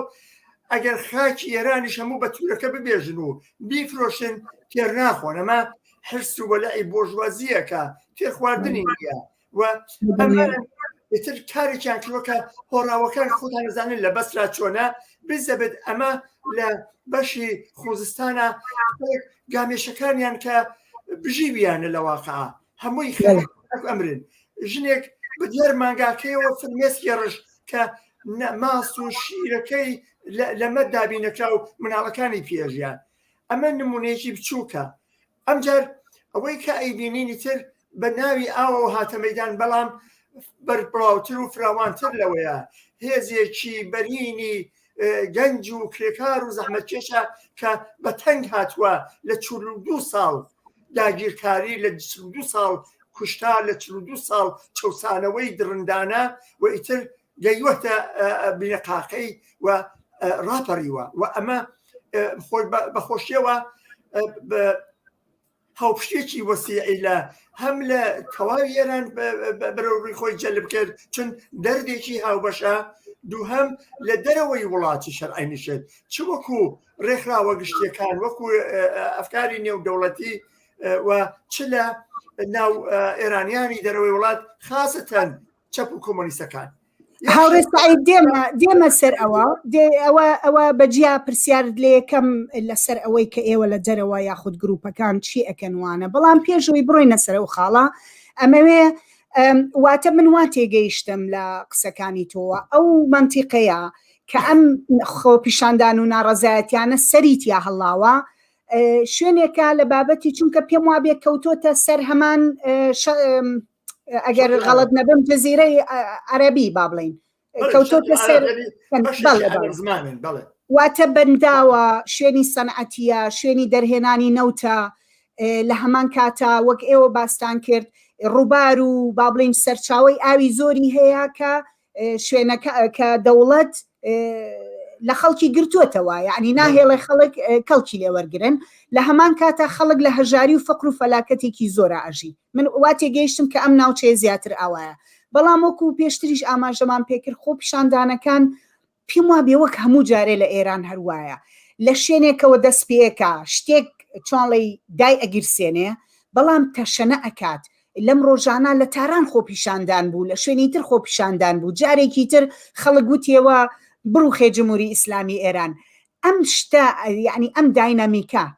کاتێک کە ناڕەزایەتی و خۆرۆشان لە ئێران دەست پێ ئەکا و تقریبن ئەوەندەی من بزانم لە چەندین وەک ئێوە ئاماژەشتان پێکرد لە 40 ساڵی ڕابردووە، ئەم خەسڵەتەی دائیمە هەیە، هەمیشە هەیەی. خەڵک هەمیشە ئامادەیە بە هاتنە سەرجادە، هەمیشە ئامادەیە بە ناڕزایەتی دەربڕین. ئایا داواکاریەکان چووە چه ئاستێکەوە لە با بڵێن لە خۆپیشاندانی تارانە خەڵک هاواری بۆ چی کرد ئەم جارە، داوای چی کرد ئەم جارە؟ پێم خۆشە تۆزێ زیاتر لەسەر و خەسڵەتی خۆپیشاندان و ناڕزایەتی بەخۆشیەوە. ئەوڵەن خوزستان منتەقەیەکە هەم کشت و کاڵی زۆری لێە، هەم نەوتی زۆری هەیە، هەم بەشێکیشی لە ئاژەڵداری ئەوانە. هەمووەمان ناتوانم بڵێم دەرامەدی بەشێکی 30% دەرامەدی ئێران زیاتر لە خوزستان بەرهەم دێت. ئەمە یەک هۆڕاوەکانیان وشک کرد بەس بۆ ئەوەی چاڵەنەوتی زیاتر دەبێنن، ئەنەما لە چاڵەنەوت کەمە لە ئێرانە لە سوورەتێکا.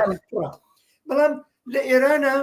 لەژێر دەسەڵاتی چەپەڵی ڕژێمە ئیسلامیە هەر شتێک تۆ دەستی بیتێ بە سیاسی لە قەڵەمەدرێ. ئەمە ڕاستێکی حەشاڵەگرە. بۆیەش لە تاران لە مترۆی تارانە بە هەزاران ژن داوای وتیان مەرگ بۆ یعنی نەمان بۆ جمهوری ئیسلامی، نەمان بۆ خامنەیی، وەلایەتی فەقیمان ناوێ، جمهوری ئیسلامیمان ناوێ یعنی بەم زمانە. ئەمە چەندین ساڵ ئێمە دەیان ساڵە کۆمۆنیستەکان و ئازادی خوازان ئەم شعارادێن، هەندێک پێیان وا بۆ ئەمە ناگونجێت یان نازووە، بەڵام ئێمە هەمیشە باوەڕمان بۆ بووە جمهوری ئیسلامی پینەیەکی ناجۆرە بەس بە جلوبەرگی خەڵکی ئێرانەوە و ئەمە ئەبێت لێ بکرێتەوە و جمهوری ئیسلامی ڕژێمێکی نامۆیە لەگەڵ مرۆڤایەتیە، لەگەڵ پێشکەوتن خوازیە، لەگەڵ کۆمەلگای ئێرانە کە قابلی قیاس نییە لەگەڵ عەرەبستان و خەڵکێکی پێشکەوتووی تایە، مۆدێرنی تایە، ئاتئیسمی تایە و بزوتنەوەی قەوی پێکاری و ژنانی تایە و ئەمانە ئەم ڕەوتەی زیا کرد. هەر دوێنێکە شەممە لە تیاترێکی بەناوبانگ و گەورەی لێ لە تارانە شعاری مەرگبوونەمان بۆ جمهوری ئیسلامی دەستی پێکرد. یعنی ئەمە زۆرە لە ئاسی جۆرا و جۆرە دایکانێکە 2 ساڵ لەوە پێش جگەرگۆشەکانیان لە دەستدا لە ناو شەقامی تارانە لە شەهیادی یعنی لە مەیدانی ئازادیە کە بەناوبانگە لەبێ کۆبوونەوە وتیان ئیتر کۆیلایەتی بەسە و دایکێکیان کە ئەچێتە ناو مترۆوە لەوێ شەرخەرێکی قسە و باسە بۆ خەڵک ئەڵێ تاکەی بێستاون مناڵەکانی ئێوەش سپێنێ ئەبنێ قاپێکی ڕسم کە مەجبورن ئەمە بەدەستەوە بگرە ئەو جاربێنە مەیدان. ئەو قسێک کە ئێمە هەمیشە وتومانە تا وشترەکە لەسەر بەردرگای خۆمانە نەخەوێت نازانین بەر لەوەی بخەوێ بێ هەستین تا مناڵەکانی ئێمەش نەکوژراون. ئەمە پەشەنەی کردووە بۆ هەموو شوێنێکی ئێران لە لۆرستان لە کوردستانیش بەشێکی هاتۆتە مەیدان، لە کرماشان، لە ئەسفەهان، لە زۆر شاری تر. زۆر باشە. هاوڕێ سەعید، راپۆرتی ڕێکخراوی چاودێری مافی مرۆڤ هیومن رایتس وۆچ باز لە کوشتن و سەرکوت و زیندانیکردنی خەڵکەکە لەم خۆپیشاندانانەیە. ئەوەندەی بزانم باز لە کوژرانی 6 کەس ئەکەن بەڵام ئەم ژمارەیە زیاترە، واتە راپۆرتەکان ئەوەی کە پژڕاستێکەکەنەوە ئەڵێن ئەم ژمارەیە زۆر زیاترە و باز لە گرتن و پێم وا بێ ئەشکەنجەدانی زیاد لە 171 کەسەکەن کە لەوانەیە دووبارە ئەم ژمارەیە زۆر لەوە زیاتر بێ. پرسیارەکەی من بۆ تۆ هەم دەرگایەکیشە کە بڕۆینە نێو ئەو باسی کە دنیای دەرەوە ئەتوانێت چی بکە، چ شتێکەکرێ. بۆ نمونە ڕێکخراوێکی وەک هیومن رایتس وۆچ یاخود ڕێکخراوێکی وەک دەستگای لێبوردنی نێودەوڵەتی ئەمانە راپۆرتە دەنەوە لەسەر کوشتن و ئەشکەنجە و تەقەکردن لە خۆپیشاندەران. ئایا ئەمە ڕای جیهانی ئەجوڵێنێ؟ ئایا ئەتوانێت دەوڵەتی ئیسلامی ئەساسەن دەسەڵاتێکە کە حسابی ئەوە بکات وەڵام بەم جۆرە راپۆرتانە باتەوە یاخود ملکەچ بکە بۆ داواکاریەک کە دەوڵەتانی دنیای دەرەوە وکوونەتەوەی گرتوەکان و ئەمانە لێ بکەن؟ ئەگەر نا، ئەگەر ڕای ئێوە پێم خۆشە لەسەر ئەم جۆرە راپۆرتانەوە لەسەر ئەمە بزانم و پێم خۆشە لێشەوە بچیتە سەرەوە مەسەلەی کە خەریب و باسیکەی چی ئەکرێت چی بکرێ ئێوە خەریکی چین لە دەرەوە بۆ هاوپشتیکردن جالبە لە هەموو شتێ بڵێن بەداخەوە زیاد لە 8 نەفەر گیانیان لەدەستداوە گەنجن زۆر بەیان بەڵێ هەلێرۆ سەرخۆشیەکەم لە کەس و کاریان لە ئازیزانیان ئێستا ئینتەرنێتی خوزستانیان بە زۆری قەتع کردووە و هەر بۆی ئەوەی کە ڕئیسی سپای فەرماندەی سپای پازاران بۆ خۆی بە دەستوری خامنەی چوە بۆ ئەوێ بۆ ئەوەی کە چاودێری بکە بەسەر سەرکوتەکانە خەریکی ڕەش بگیرین هەندێک ڤیدیۆ هاتوتە دەرەوە کە خەریکن لاوان لە ماڵەکانیان دێنن و تەنانەت منداڵیان تایە زۆر بەیان چون ئەم بزوتنەوە لاو و منداڵ و پیر و جوان و هەموو ژن و پیاوی هەموو تێکەڵ کرد و بۆ ئەوەی کە من بیستمە زیاد لە 700 نەفەر گیراون بەم ڕۆژبەرگیریانە دوور خراونەتەوە براونم بۆ شوێنی تر ئەمە لایەنێکێتی و ممکنە بەداخەوە بەهۆی ئەوەی کە مەترسیان بووە ئەو بریندارانە نەیانتوانیوە بچن بۆ خەستەخانەکان لە ماڵەکانە حەشاردراون یا تەداوی کراون و ئەمە ممکنە بێتە هۆی کوشتنی یا مردنی بەشێک لەو بریندارانەش و ئەمە ناڕزایەتی و هاوپشێکی زۆری کۆکرێتەوە تەبان و ئێستا ئەمەتر ناگەڕێتەوە بۆەوەی کە چۆتە ئاسێکی ترەوەی کە داخوا ینی پشتیوانی لە داخوازیەکانی خوزستان بەڵکو بزوتنەوەیەکی جەماوەری گشتی تر بۆ ڕووخاندنی جمهوری ئیسلامیە ئەمە ئەوە نییە کە دووبارە بێسین قسەی ئێمە ئەوەیە زۆرتر کە نەهێڵین خوزستان سەرکوت بکرێت نەک هەر لەبەر خۆی بەڵکو لەبەرەوەی کە ئەم بزوتنەوە ئەبێ بەردەوام بێت بۆ ئەوەی کە چێتە ئاسەیەکە جمهوری ئیسلامی بەتەنگ بێنێت ئەوەی ڕاستی بێت ئێستا جمهوری ئیسلامی لە هەموو کاتێکی ژیانی زیاتر لە هەست بە مەترسیەکان لاواسترە چ لە ئاستی نێودەوڵەتیە چ لە ئاستی ناوخۆیە بەردەوامەگە تۆ سیر بکەیت سەرۆ کۆمارەکانیان یازانم وەزیرەکانیان یەکتردا ئەپرۆسن بۆ نمونەی کۆرۆنایە ڕۆژ لە هەر 5 دقیقەیەکە 1 نەفەر ئەمرێ لە ئێرانە 286 نەفەر بەس پێرێکە مردوون ئەمە حسابکە ئێستا ئەزانن خەریکە بە قەولی فارسیەڵێک گەندی دەرهاتووەکەی تر بۆ گەنیوەکەی هاتوۆتە سەرەوە ئەم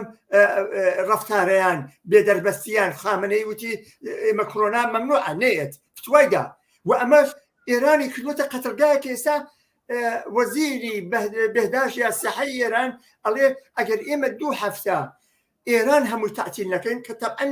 لەی نەترسن لە مزایرانە نەترسن بۆ ئێوەکەین فاجعەیە تووژە بین بێمەوە سەرەوە باسی تر ئێستا لە دەرەوەی وڵات هەر لە بیدایەتەوە تا ئێستا ئێمە لە هەفتەیە جاریوا بووە 2 جار ویا هەموو شەمبەیەک لە شار لە وڵاتانی تر لە سوید لە نروێژ لە ئەمریکا لە کەنەدا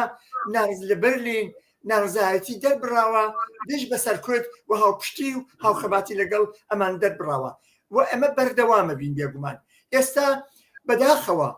جالیە ئێرانی بەو دەرەجەی کە پێویستە نەهاتوەتە مەیدانەوە و من لێرەوە هەر لێرەوە بانگەوازەکەم کە ماتەڵی چین ئەگەر هەر چاوەڕامی مڵێن لە دەیمانگی 96 بزانین باسی بکەین و ببینە 96 و 98 و لە 98 بۆ 1400 و 1400 بۆ 1402 ئەمە نەبووە داستانی ژیانی ئێمە ئەبێ لە ڕۆژێکی دیاریکرا و لە ساڵێکی دیاریکرا و کۆتایی پێبێنین بە جمهوری ئیسلامی و ئەمە ئەبێ هەنگاوەکانمان بەرزتر بکەین یەکگرتوانەتر بینە مەیدانەوە بۆمان ممکنە نە مەترسی کوشتن نە هیچ شتێک لێرە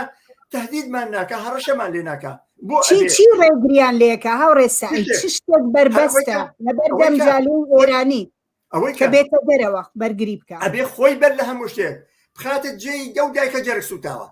ئەو ژنەی کە مانگاکەی مردووە دانیشەوەکەی نەبڕا ئەوەی کە لە ریزگردی هەیە لە 43 دانە بەڵای تەبیعی خوزستان 34 هەیە ئێتر حساب بکە ئەم خەڵکە بەشێکن لە ئێمە پارەی جگەری ئێمەن و ناکرێ بەرامبەر بەم هەموو بارە نالەبارەی ژیانیان کوشتنیان برسی ڕاگرتنیان قەتڵ عامیان بێدەنگ بین ئەی مرۆڤاتی لەکوێیە هاوخەباتی لەکوێیە هاوچارە نووسی کرێکار و زەحمەت کێش لەکوێیە ئەمە بەشێکی بەداخەوە ناسیۆنالیزم کوێری کردووە پێی وایە کێشەی خوزستانە بەڵام بەخۆشیەوە بە 100,000 زیاتر کرێکاری نەوت هاتۆتە مەیدانە لەم فاسڵەیە هەر ڕۆژێ دوای گەڵتەجاری هەڵبژاردن و هێنانە دەرەوەی ڕئیسی لە سندوق قاتڵی بەناوبانگ 100,000 کرێکار هاتن مەدەستیان کرد بە مانگرتن لە پتر لە 114 دانە مجتەمەعی سەنعەتی ئێران کە گازە و پێترۆشیمیە و نەوتە کرێکارانی هەفتەپەر لە مەیدانان دێنە سەر شەقامەکان بە ژن و منداڵەوە ئەمانە ئێران هەژاوە بۆ ئەوەی کە ئەگەر نەهەژێت و نێتە مەیدان ژیان یەکێتە مەترسی یەک کۆمەلگای 8 ملیۆنی ناکرێت کە خۆدکوشی بکات بۆیە شەڕی مان و نەمانەکە لەگەڵ دەسەڵات و ئەمە ئەو ڕۆژانەیە کە بزوتنەوەی کرێکاری و چەپ و کۆمۆنیستەکان لە دەرەوەی وڵات بێنە مەیدان و بیقۆزنەوە و چیتر نەهێڵین ڕژێمی ئیسلامی تەمەن عمر بکات عمر بکڕن بۆ خۆیان ئەتر ئاخرین بەرگەکانی قماری خۆیان داوە لە سەر مێزەکە کە هینە جەنابی ڕئیسی خاتڵە کە لە هەموو کە زەیزانێ ڕێکخراوی نەونەتەوەی ئەو بڵێم میدڵ ئیسواچ و ئەفی نازانم ئەفی بینەملل لە بین چۆ بە کوردەکەی ئەمانە خۆ بەخشێنی نێودەوڵەتی ئەمانە کاتوانە کارێکی عەجایب بکەن ئەمانە زۆر بەشێکی هەرە بۆڵێنن یاخود راپۆرتێکە نووسن خۆی ئێمەزانی چەند نەفەر کوژراوە بینووسن و نەینووسن چی فایدە قسە لەسەرەوەی کە ئەوەی کە مەش مهمە خەباتی بە ئینسانەکانی سەر ئەم گۆی خاکیە لەگەڵ هاوبەش لەگەڵ خەڵکی ئێرانە بێنە مەیدان و ئەو بزوتنەوە لە ناو لە دەرەوە بەخەوت بکەین بەهێزی بکەین لە ڕاستیە هاوڕێ سعید هەر راپۆرتەکەی هیومن رایتس وۆچ خۆی یعنی ئەمەی چاودێری مافی مرۆڤ پێم وابێ هەر ئەوە باز لەوە کاکە لە خۆپیشاندانەکانی پێشووە پێم وایە ئەوانەی 2007 شتێکی وە چەند کەس کوژران و گیران و زیندانی کران ئەشکەنجە دران بەحساب جمهوری ئیسلامی ملبا بەوەی کە ئەمانە تحقیقی نێودەوڵەتیان لێ بکرێ فایلیان بۆ بکرێتەوە ئەوانە هەرە و راپۆرتە ئەڵێ تا ئێستا هەر وەڵامیشی بەو شتانە نەیاوەتەوە بۆیە بە دڵنیایی راپۆردان باشە دۆکمنتکردن باشە بەڵام ناتوانێت گۆڕانکاری دروستکان ناتوانێت بەرگری لە ژیان و گوزەران و لە ئەشکەنجە نەدانی ئەو خەڵکە بکە بەڵام من پرسیارەکەم بۆ تۆ ئێستا ئاگادار بووم کە دوێنێ گروپە کۆمۆنیستەکانی ئێرە بەداخەوە کە من نەمتوانی بەشداری بکەم زۆر درەنگ پێم زانی لە لەندەن لە مەیدانی ترافلگار سکوێر کۆبوونەوە نمایشێکی باشتان کردبوو لەوێ بۆ سەرنجڕاکێشانی خەڵک بەڵام حتا ئەمانەش بۆ خۆی یعنی ئینسان کە بیرەکاتەوە تۆ باز لە هاوپشتیکردنی بزوتنەوەیکی فراوانی ناڕەزایەتی خەڵک لە چینی کرێکار و کرێکاری نەوت و خەڵکی زەحمەت کێش و بێکار و حتا ئەگا بەوانەی کە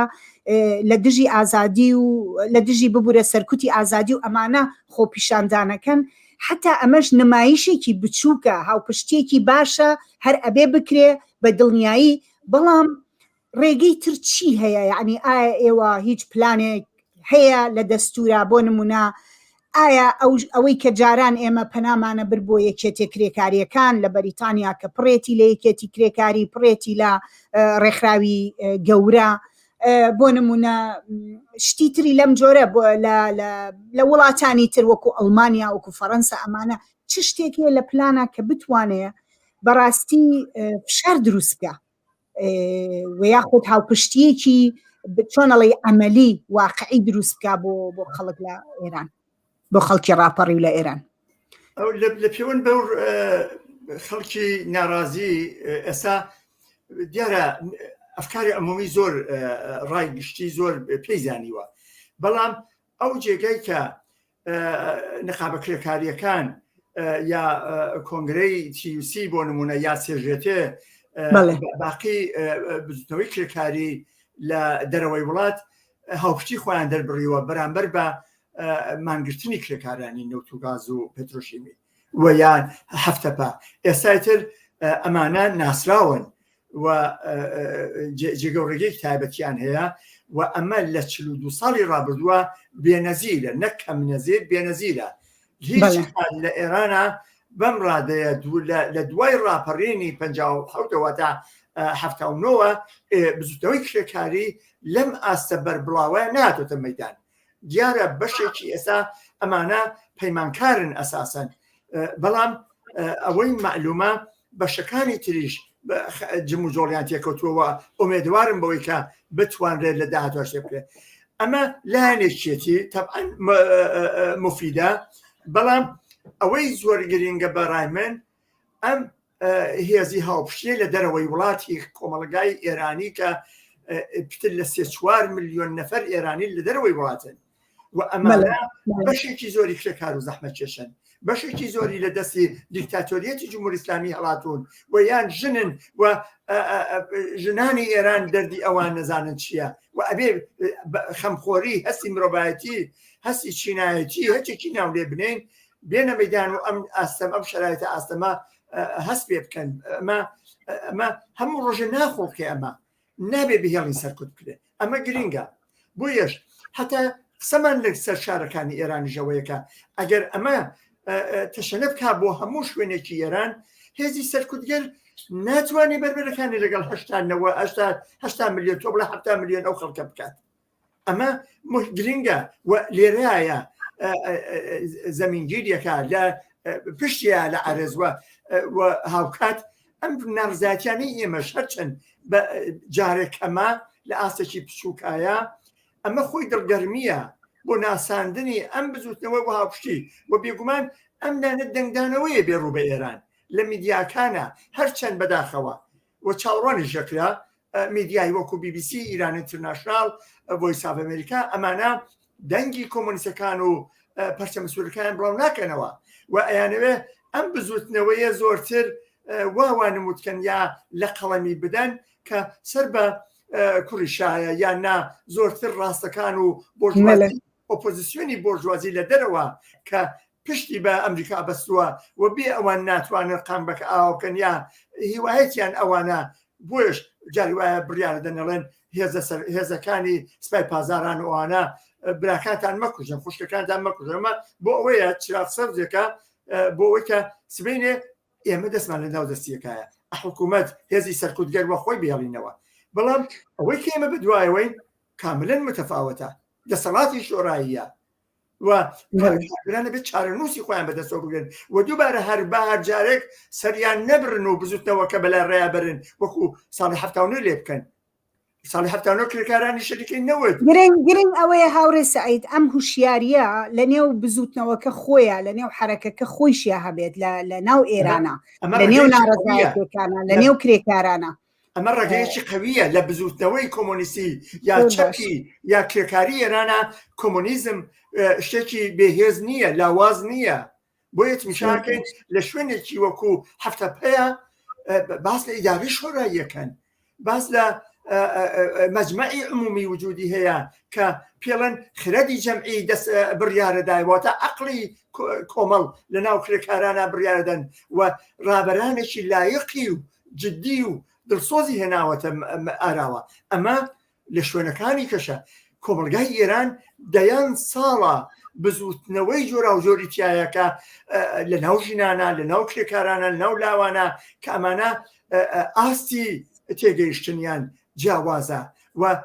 بەڕاحەت ناتوانرێت هینیکەن بەلا ڕێیابرن. بۆیش جارێک لە کەسێکیان پرسیوتیان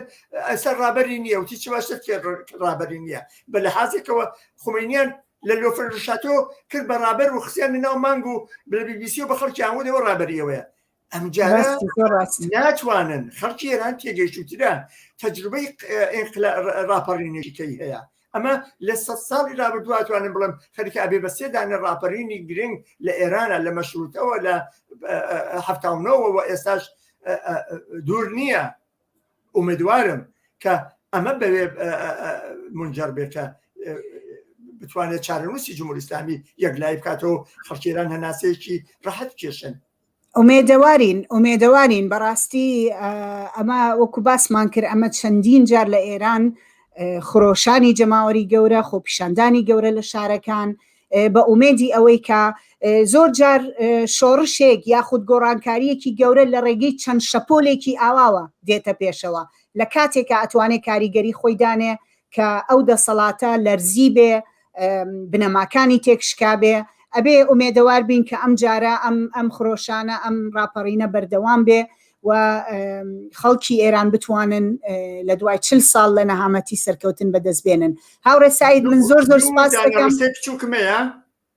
فەرموو چونکە کاتی بەرنامەکەمان تەواو بووە. یەکێنەوەی کە بەلابردنی بەسەر بە تێکدانی جمهوری ئیسلامی نەتەنها خەڵکیێران خەڵکی عێراقیش لوبنانیش یەمەنیش زۆر وڵاتی ترە حەسێتەوەمە یەک دوو بانگەوازمێ بۆ هاوڕێیانی کۆمۆنیست و ئازادی خوازانی عێراق و کوردستانیش کە لەم ناڕزایەتیانەیە لە دەرەوەی وڵات یان لە هەر شوێنەکەن یارمەتیمان بدەن و وەک ئێمە بەردەوام بووین لە هەموو چالاکیەکی ئێوەیە دش بە حکوومەتی هەرێم دش بە فاشیزمی بەعەز دش بە حکوومەتی کازمی و ئەمسالی ئەوان نوری مالکی ئێوەش خۆتان لە قۆڵێمەیە بێم جارە. دەست خۆش بێ من دووبارە سپاس دەکەم سپاس بۆ ئامادەبوونت کاتێکی خۆش بژیت